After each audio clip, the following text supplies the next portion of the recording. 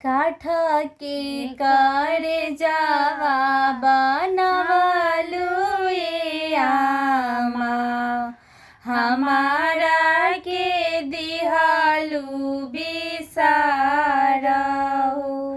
काठ के करे जावा बनवलु ए आमा, हमारा के दिहलु बिसारहु।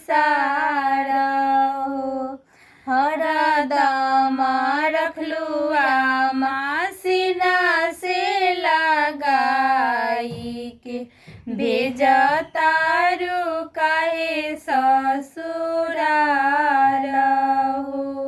9 महीना आमा कोखिया में रखलु, दुखवा तू सहलु हजारहु।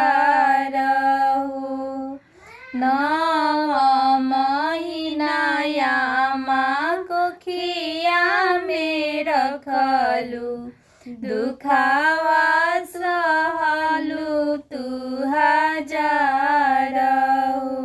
दूधवा पियलु आमा चारा छुपाई के, कहाँ भइलु बैरन तोहारहु।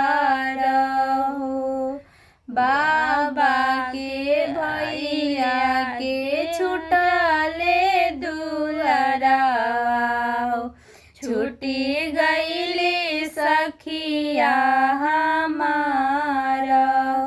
दूसरा दुआरी जब भेजही के रहे, ले तू जाना